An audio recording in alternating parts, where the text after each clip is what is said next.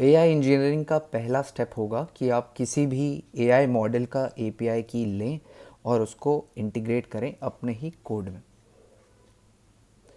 Anthropic एक बहुत ही अच्छा प्लेटफॉर्म मुझे लगता है ये चीज़ें सीखने के लिए, क्योंकि वो ही पहली ऐसी कंपनी है एंथ्रोपिक जो मॉडल कॉन्टेक्स्ट प्रोटोकॉल के साथ आई थी। अब आजकल आप लोगों ने भी सुना होगा कि मॉडल कॉन्टेक्स्ट प्रोटोकॉल कितना ज़्यादा स्टैंडर्डाइज हो चुका है अपने एआई एजेंटिक वर्ल्ड में, क्योंकि एजेंट्स को टूल यूज़ करने के लिए एमसीपी सर्वर्स का ही यूज़ करना पड़ता है। तो सारी कंपनीज़ अपने अपने एमसीपी सर्वर्स के साथ अब आ चुकी हैं in public. Okay, very recent that I remember, the recent company was this MongoDB। उसमें सिंपली आप कोई भी क्वेरी डालोगे तो वो डेटाबेस से इंटरेक्ट करके उसकी क्वेरी रन करेगा और आपको रिस्पॉन्स दे देगा।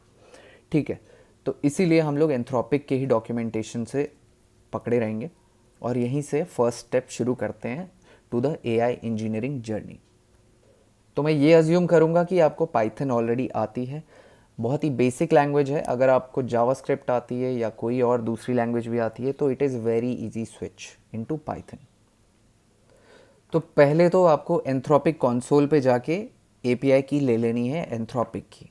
लेकिन मैं एक हिंट दे दूं, एंथ्रोपिक आपसे कुछ पेमेंट मांगेगा शुरुआत के लिए 500 रुपये, लेकिन आपको वो करने की ज़रूरत नहीं है। आप गूगल की एपीआई की के साथ भी जा सकते हैं, वो भी फ्री में दे रहे हैं।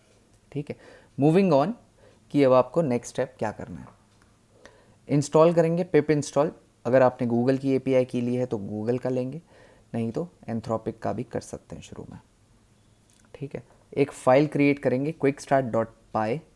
उसके अंदर आप देखोगे कि एंथ्रोपिक इंपोर्ट किया है, ये क्लाइंट बनाया है एंथ्रोपिक डॉट एंथ्रोपिक का यूज़ करके। ये मेथड है जिसको यूज़ करके क्लाइंट बनाया है। अब उस क्लाइंट के अंदर ये मैसेजेस डॉट क्रिएट मेथड है। ये क्रिएट मेथड एग्जीक्यूट होते ही क्या होता है कि ये जितने भी प्रॉपर्टीज़ की वैल्यूज़ हमने सेट की हैं वो लेके एक क्रिएट मेथड एग्जीक्यूट होता है जो जिससे हमें रिस्पांस मिल जाता है। ठीक है, तो बेसिकली अब मैं डिटेल में बताता हूँ कि ये क्लाइंट क्या करता है। Client basically client server architecture में जो रिक्वेस्ट भेजता है वो क्लाइंट होता है, जो रिक्वेस्ट सर्व करेगा वो आपका सर्वर होता है। क्लाइंट एंड सर्वर आर्किटेक्चर आप लोग को मालूम होगा। तो क्लाइंट के अंदर मैसेजेस मेथड है, मैसेजेस ऑब्जेक्ट है और उस ऑब्जेक्ट के अंदर है क्रिएट। हम मैसेजेस के अंदर एक क्रिएट मेथड को कॉल कर रहे हैं। अब वो क्रिएट क्या लेता है, 3 प्रॉपर्टीज़ उसमें हम लोग को भेजनी पड़ती हैं बता के। एक होती है क्लॉड मॉडल का नाम। ठीक है, हम एंथ्रोपिक के क्लॉड मॉडल यूज़ कर रहे हैं, लेकिन कौन सा model, which specific model are you using, तो ये वो मॉडल का नाम है, वो भी वेबसाइट से मिल जाती है। और ये लेटेस्ट मॉडल का नाम है 4 वाला 4.0। आई थिंक अभी 4.1 ओपस भी आ चुका है, लेकिन अभी के लिए हम बस ट्यूटोरियल पे फोकस करते हैं। तो ये नाम आपको मिल जाएगी वेबसाइट से ऑफिशियली। मैक्स टोकन क्या होता है, the number of words you want for the output. क्योंकि इसके इनपुट और आउटपुट दोनों में पैसे लगते हैं, इनपुट टोकन और आउटपुट टोकन दोनों के पैसे लगते हैं। इस वजह से हम लोग एक लिमिटेशन लगा सकते हैं कि भैया मुझे सिर्फ 1000 टोकन्स के ही आउटपुट चाहिए। अब टोकन क्या होता है, टोकन में एक नेक्स्ट टॉपिक लेकर आऊँगा, बट अभी के लिए ये समझ लीजिए इजीली कि 4 कैरेक्टर्स के अप्रॉक्स एक टोकन होता है। ठीक है, ये टोकन जो 4 कैरेक्टर वाला बता रहा हूँ मैं कि 4, अगर आप सपोज वर्ड है प्री रिक्विजिट तो यहाँ पे प्री और फिर रिक्विजिट्स 2 अलग अलग भाग में बांट के ये समझ सकता है इस पूरे एक वर्ड को। तो इस पूरे एक वर्ड को समझने के लिए भी इसे इसको 3 में भी 4 भाग में बांटना पड़ेगा।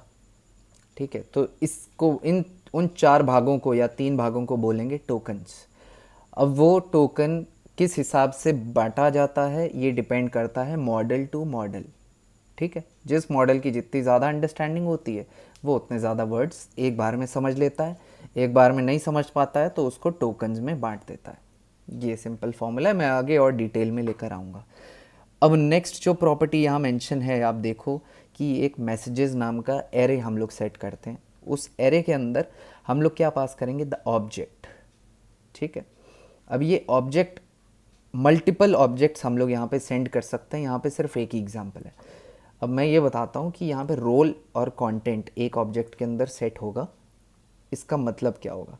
रोल मतलब होता है कि कौन भेज रहा है, कंटेंट मतलब होता है क्या क्या भेजा गया है उस आदमी के द्वारा। ठीक है, रोल मतलब कि यूज़र हो सकता है, सिस्टम हो सकता है या असिस्टेंट हो सकता है। बस यही 3 पॉसिबल वैल्यूज़ होती हैं रोल की। यूज़र मतलब कि हम लोग, असिस्टेंट मतलब कि क्लॉड जो अपने रिस्पॉन्सेज देगा ना, क्लॉड वो देगा एक असिस्टेंट के अंदर, और जो कंटेंट है इसके अंदर होगा कि क्या बोला जा रहा है। कि अगर ये यूज़र है तो वो क्वेश्चन पूछेगा, तो यहाँ पे देख सकते हो आप क्वेश्चन है। अगर असिस्टेंट है यहाँ पे तो यहाँ पे एक आंसर लिख के आएगा असिस्टेंट के द्वारा। और अगर यहाँ पे सिस्टम है तो सिस्टम एक आप समझ सकते हो एक रूल काइंड ऑफ होता है या इंफॉर्मेशन काइंड ऑफ दी जाती है इस मॉडल को। ठीक है, तो अभी ऊपर ऊपर से बस ये 3 समझ लें कि ये 3 प्रॉपर्टी हमने सेट की। इस मैसेजेस के अंदर हमें रिस्पॉन्स मिल गया और इसको प्रिंट करा लिया। अब देखते हैं कि क्या प्रिंट हुआ है। तो अब यहाँ देखोगे आप तो टेक्स्ट ब्लॉक के अंदर 2 प्रॉपर्टीज़ मिलेंगी, एक टेक्स्ट और एक टाइप। तो टेक्स्ट के अंदर क्या है, जो रिस्पॉन्स होता है एक्चुअल रिस्पॉन्स, और एंड में आपको मिला है टाइप कि रिस्पॉन्स का टाइप क्या है, डेटा टाइप। इसमें कुछ भी एआई इंजीनियरिंग से रिलेटेड नहीं था। मेन जो कंटेंट था यहाँ पे कि हमें ये समझना था कि हम कैसे एक लार्ज लैंग्वेज मॉडल से बात कर सकते हैं थ्रू द एपीआई। ठीक है, आप किसी की भी एपीआई यूज़ कर सकते हैं, सब में अलग अलग स्ट्रक्चर यूज़ होते हैं। मैं बस एक आपको इंट्यूशन देना चाह रहा था कि क्या क्या हो सकता है, कैसे हम बात कर सकते हैं एक लार्ज लैंग्वेज मॉडल से। अगर गूगल का भी चाहिए तो वो भी मैं आगे की वीडियोस में ला सकता हूँ। एक टोटली फ्री एपीआई होती है गूगल की, उसको हम लोग यूज़ करके इम्प्लीमेंट कर सकते हैं। फर्दर ऑन मेरा ये एम है कि हम लोग बेसिक कॉन्सेप्ट्स को बहुत ही ईजीली तरीके से समझ के हम लोग एक मेजर एडवांस टॉपिक्स पे बढ़ें, सो दैट ये पूरी जर्नी बहुत ही ईजी रहे टूवर्ड्स द एआई इंजीनियरिंग।